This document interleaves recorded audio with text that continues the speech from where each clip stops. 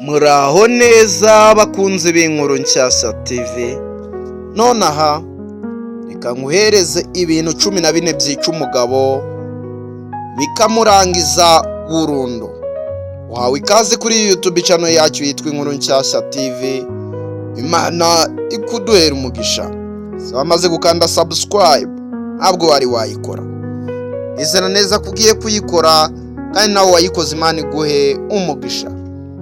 Ikintu cya mbere mu bintu 14 byica umugabo mu buzima bikamuca intege bikamurimbura mu myitwarire mu muryango no mu iterambere. Ikintu cya mbere rero kudasobanukirwa n'inshingano ze. Umugabo udafata inshingano ze mu muryango cyangwa mu buzima bwite ahita agenda asubira inyuma agatakaza icyubahiro. Nanone kumva ko nta wundi ugomba kumva inama ze, wanga kumva abandi, kumva ko ari uzi byose n'intero y'ubuhomyi cyangwa y'ubuhomyi. Nanone icya gatatu rero, inshuti mbi zitera gusubira inyuma. Inshuti z'inzigo, z'abasinzi, z'abacuruza amagambo gusa zishobora kumutera mu rwobo atasohokamo. Icya kane rero, kwishora mu businzi n'ibiyobyabwenge. Icya mbere gisenya umugabo, umutekano, mu mutungo no mu muryango. Nanone ikindi cya gatanu, kutamenya gukoresha amafaranga, gusesagura, kudafite gahunda, kutizigama bimwica gahoro gahoro. Icya gatandatu rero, umujinya mwinshi no kutigenzura.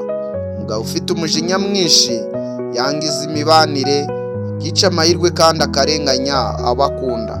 Icya karindwi rero, kubeshya no kubura ubunyangamugayo. Nta cyubahiro gisigara, nta mu muryango uramba, nta nshuti zigumana n'umugabo utabwizanya ukuri. Icya munani, urashaka kwerekana abantu ko ari umutafu. Umugabo wica amarangamutima ye kubera intangare, guhora ari intare, yigira intare, aba yisenya mu byo yumva nubwo asa n'ukomeye. Ibyo nabyo byica umugabo burundu. Icya cyenda rero, kutita ku uwo babana cyangwa umugore we cyangwa umukunzi. Gutera uwo mubana agahinda n'agasuzuguro ni kimwe mu bimena umutima neza neza uwo mugabo. Icya cumi, mu bigaragaza ko mu bintu bituma umugabo apfa burundu cyangwa mu bintu byica umugabo burundu, kubuza abandi iterambere kuko we adatera imbere. Isoni n'ishyari byica umugabo mbere y'uko bimwica mu bindi, bimubuza gutekereza neza. Icya 11, gutinya guhindura ubuzima. Umugabo utinya gukora ikintu gishya asigara mu mwijima waho yari nta terambere. Icya 12, gusebya abandi no gushyira amakosa ku bandi. Bahora bavuga ngo nibo bantangiye bituma ntaho agera. Icya 13, dusatira icya nyuma, kutita ku buzima bwe, uburwayi, isuku, imitekerereze. Umugabo wirengagiza mu buzima bwe bwite arushaho kugenda agabanuka mu mbaraga n'agaciro. Icya 14 nacyo cya nyuma, guta icyizere cye cyangwa kwiburira icyizere. Ibi nibyo byica umugabo neza neza kurusha ibindi byose. Kwiburira icyizere mu byo ashobora kuba mu byo ashobora kugeraho. Inama zikomeye kugira ngo umugabo ntasenyuke. Fata inshingano zawe nk'umugabo w'imbaraga. Menya guhitamo inshuti.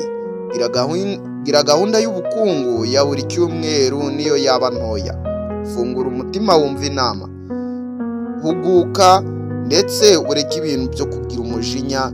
Shaka amahoro imbere yawe, binyangamugayo imbere yawe n'imbere y'abandi. Wige kuganira neza n'uwo mubana. Rinda ubuzima bwawe bw'umubiri n'ubw'umutima. Fata icyemezo kimwe gito buri munsi kiguhindura.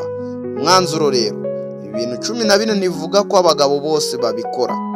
Bivuga ko ibintu bisenya umutima n'iterambere by'umugabo atabyitondeye byawusenya. Cyiza nuko ibyo byose bihinduka kandi umugabo uhagurutse akavuga ati ndashaka guhindura ubuzima bwanjye, nta kintu na kimwe kimunanira cyamwitambika mu nzira. Ndetse nunabishaka ndagukorera ibintu 14 byubaka umugabo neza kugira ngo ubigire impinduka ku buzima bwawe. Ndabakunda cyane cyane, Imana ikomeze ibandebera icyoroshye. Yabagezaho icyegeranyo ni Fabien. So amaze gukanda subscribe ntabwo wari wayikora, ndizera neza ko ugiye kuyikora, tukazajya dukomeza kurya isi kuri YouTube channel yacu yitwa Inkuru Nshyashya TV. Ciao.